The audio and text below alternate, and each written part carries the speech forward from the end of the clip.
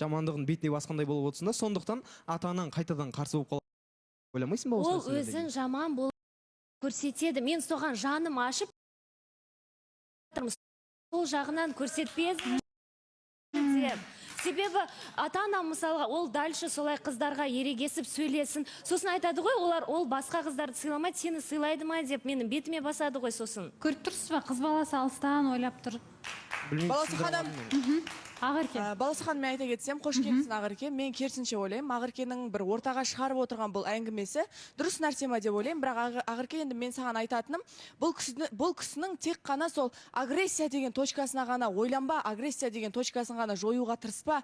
Бұл кісінің бойында тағы да бір қасиет бар да, ол андай нәрсе істейді да, бұл анандай шапалақ бар ғой, сол шапалаққа қозатын адам да бұл. Жаман тірлік істеп жатса да, жақсы тірлік істеп жатса да, бұл кісіге шапалақ ұрылса болды, бұда тоқтауы болмай кетеді да. И менің жалпы қорқатыным, қыз баласы ретінде саған ойлан дейтінім, бәлкім бұл таныстықты сенімен тек қана қатысушылардың жаңағы шапалағымен, халықтың ойбай Нұржан Ақеркені бақытты қыл деген сөзімен ғана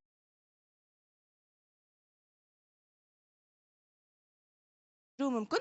Сондықтан тек агрессиясына қой бүйтіп, агрессия болып кететін біреуді ұратындай агрессиясы жоқ бойында. Бірақ жаңағы қасиет жалпы ойлаймын мен бір адамға дұрыс емес қасиет па деп ойлаймын. Еще андай комментарийлерді көп оқиды, андай комментаторлардың жазғанын, сол нәрсені әкеп ортаға кіргізіп отырады. Сол нәрсенің бәрі де кішкене, сол нәрсені өзгертіп жіберсең, бәлкім Ақерке бақытты болар. Зор айт. Рахмет. Саған 2000 очко. Былай ойлаймын да негізі, ортаға шығарып атқаны дұрыс шығар бәлкім.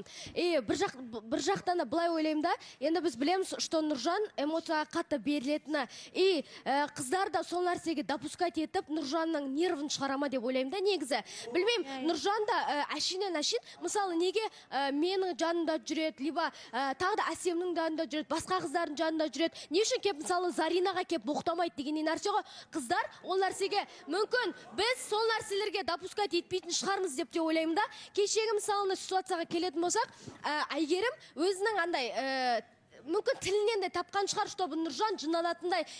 Жарнамада барып, оған былай ұрып, андай еркектің намысын келтіретін нәрселер жасап тұрды. Әйгерім барып ұрып, мысалы, сен маған үйт неге сөйлейсің деген сияқты қып. Сол нәрседен кейін Нұржанның қатты ашуы шығып кетті негізі. Келіп кәдімгі ұрып атыр да Нұржанды. Нұржан да өзі енді ойланатын еркек қой, еркектің намысы ойнайды деген сияқты қыз мені кеп ұрып тұрса деп. Сол нәрседен де нерві шықты ма деп те ойлаймын негізі. Сол қыздарға да сәл ауыздарын тілдерін тиіп жүргені дұрыс па деп те ойлаймын да, чтобы жігіттердің тарапынан артық әңгіме кетпейтіндей. Солай ғой. Нұрайдың енді фантазиясына шек жоқ екен. Айгүл айтқанда түсінбейтін едім, енді түсініп тұрым. Фантазиясына енді шегі жоқ қыз екен, ол жарайды. Енді осы күнге дейін Нұржанды мен қолдап жүрмін, себебі алдында бәрі шырпыр болып жабылып, осы отқан отбасың бәрі саған қарсы шыққан кезде мен бірінші адам сен қолдап, жарайды, уақыт берекші үміт. Енді ол да пенде ғой, қателескен шығар деп айтқан болатынмын. Бір нан бөлісіп жүрміз, біз бір дастарханда отырып. Солдай адам бір нанмен бөлісіп, мен қолдау көрсетіп жүрген адамнан сондай сөз естіген, маған кішкене неприятно болды десем де болады. Одан кейін ол кісі айтқаннан кейін барып, сен не деп тұрсың деп қасына бардың. Содан кейін уже осындай мәселелер туындады, түсініспеушілік ше. Енді Нұрай, саған енді абьюзер жігіттер ұнаса, енді өзің сондай абьюзер, лысый, шалдарды күтіп отыра бер деген сәттілеп қойғың болады. Негізі, баласағам жай қыздар айтып атқан дұрыс, негізі мен агрессияға, ашуға тез берілем, сосын сөз тыңдамай қоям ашуланып атқан кезде. Ол мен қателігім деп білем, ол қателікпен жұмыс жасаймын алдағы уақыттарда. Ақерке кімнің Айгерімге ауыр сөздер айтып қоятын болсам, ол үшін Ақеркеден кешірім, кімнен Ақерке болып кеттім, миым бар. Айгерімнен кешірім сұраймын. Айгерімнен алдынан өтіп кешірім сұрағым келеді. Бірақ Айгерім, мен саған жаман ниетпен айтты деп ойлама, ол нәрсені менің ашу, мен агрессиям деп қабылда. Сол үшін кешірім сұрағым келеді. Одан кейін Ақеркенің тақырыбына келетін болсақ, Ақерке, осы жерде қанша адамға ауыр пікір айтамыз. Сен қанша адамға ауыр пікір айттың, осы жердегі бір 20-сына да ауыр пікір айтқан шығарсың. Ауыр пікір айттың ба, сен де өзіңе қарай ауыр пікір қабылдауға дайын болып отыру керек деп ойлаймын. Ал сенің тарапыңа қатты ауыр айтып қойсам, сенен де кешірім сұраймын. Сенің ауыр пікір да емес, жалпы мен бір ауыр сынған да жоқпын. Өзің ойыңда қала бер, сол очкоң жинап жүре бер. Кешірім сұраймын сізден. Өтте қатты кешірім сұраймын. Аяғыңызға жығылдым сіздің.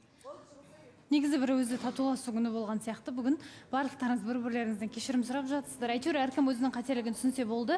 Жаңа Ақерке айтып жатсыз ғой, ең бастысы отбасым маған мені қолдап жатыр.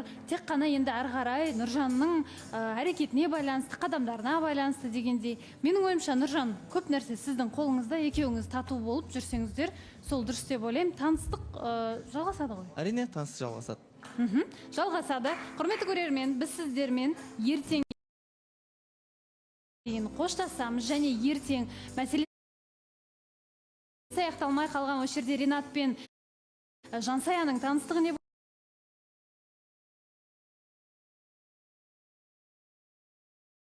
соны білетін боламыз. Бұған қоса Несібелі мен елдердің арасында қарым-қатынас қандай болып жатыр, қалай болып жатыр, барлығын білетін боламыз. Бұған қоса, құрметті көрермен, біздің маусым үздіктеріне дауыс беруді ұмытпаңыздар. Және де тағы айтарым, ертең бізде ерекше үміткерлер болады. Сондықтан да ертеңгі эфирді жіберіп алмаңыздар.